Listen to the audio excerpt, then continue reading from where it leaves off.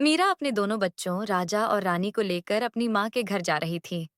गर्मियों की छुट्टियां शुरू हो गई थीं और उसके बच्चे हर साल की तरह अपनी नानी के घर जाने के लिए बहुत खुश थे।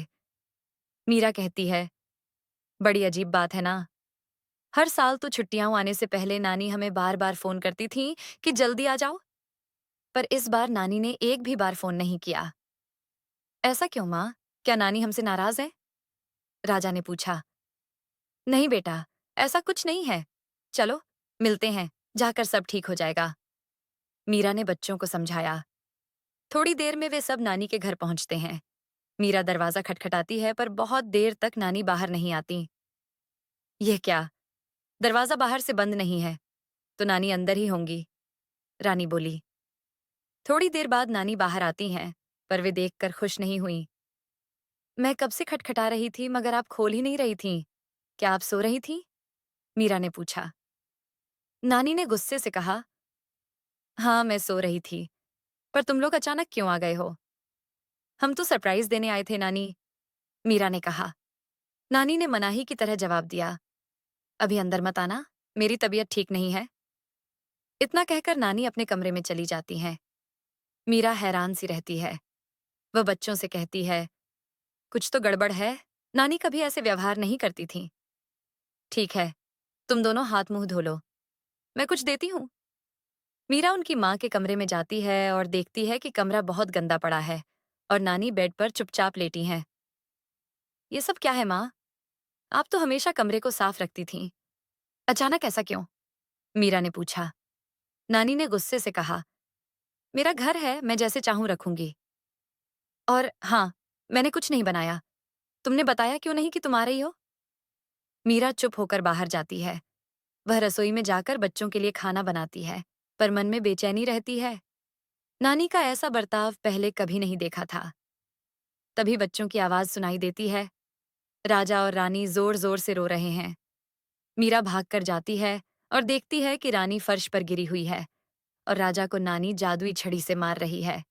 मीरा तुरंत आकर राजा को बचाती है। तुमने बच्चों को तमीज नहीं सिखाई क्या? मैंने साफ कहा था, मेरे कमरे में मत आना, पर इसने नहीं माना। पर माँ, बच्चे हैं, गलती हो गई, मीरा कहती है।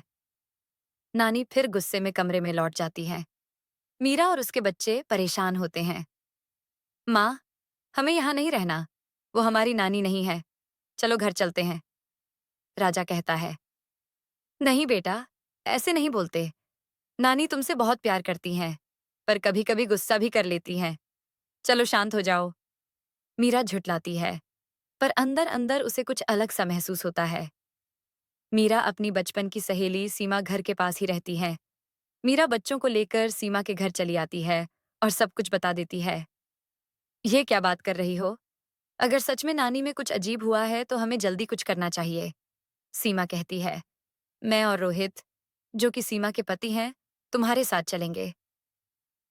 मीरा और सीमा चुपके से नानी के घर वापस आती हैं।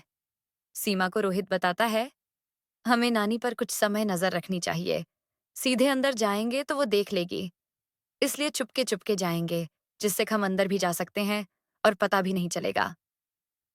ठीक है, पर हम बिल्कुल शोर नहीं करेंगे, मीरा कहती है, क्योंकि वह नानी की जान को लेकर बहुत चिंतित थी। वे धीरे धीरे नानी के कमरे में जाते हैं और डरावनी आवाजें सुनते हैं। एक आवाज बहुत ही भयानक चुड़ैल की थी और डराने वाली थी, और दूसरी आवाज नानी की ही थी। तुझे मेरा शरीर चाहिए था, न ले ले, लेकिन मेरे बच्चों को कुछ मत करना। फिर चुड़ैल बोली, अगर तुम अपने बच्चों को नहीं मार सकती तो मैं उन्हें मार दूंगी। एक बार मेरा काम हो गया तो मैं और ताकतवर बन जाऊंगी, वह डरावनी चुड़ैल कहती है। नहीं, मैं बच्चों को नहीं मार सकती। नानी की आवाज कमजोर सुनाई देती है। तभी चुड़ैल गुस्से से नानी को मारने लगती है। मीरा गुस्से से दौड़ती है और चुड़ैल को रोकने की कोशिश करती है। नानी पर टिकी हुई चुड़ैल बंदूक से मीरा को हवा में उठा देती है, पर तभी सीमा झाड़ू से और रोहित बंदूक से उस चुड़ैल को मारने लगता है। राजा भी कुल्हाड़ी लेके मदद में कूद पड़ती है। रानी जादुई लालटेन जलाए खड़े रहते हैं। उसके बाद तुरंत ही चुड़ैल को इतनी चोटें लगती हैं कि वह मरकर गायब हो जाती है। जैसे ही चुड़ैल भागती है, सब दूसरे कमरे में चले जाते हैं और नानी और मीरा बहुत खुश थे। फिर नानी मीरा से रोते हुए बोलती है, बेटी मुझे माफ करना। अगर तुम लोग आज नहीं होते तो मेरी माँ का क्या होता? मैं उन्हें हमेशा खो देती। मीरा ने कहा। सीमा ने कहा, हमेशा साथ रहेंगे। अब सब ठीक हो जाएगा। राजा और रानी भी खुशी से नानी के पास जाकर उनसे खुशी से मिलते हैं। आखिरकार सब कुछ पहले जैसा हो गया। नानी का भी डर खत्म हो गया। फिर नानी नए घर में रहने लगी। जब मीरा अपने बच्चे के साथ अपने घर जा रही थी, तब नानी ने रानी को लालटेन और राजा को एक बंदूक गिफ्ट में दी।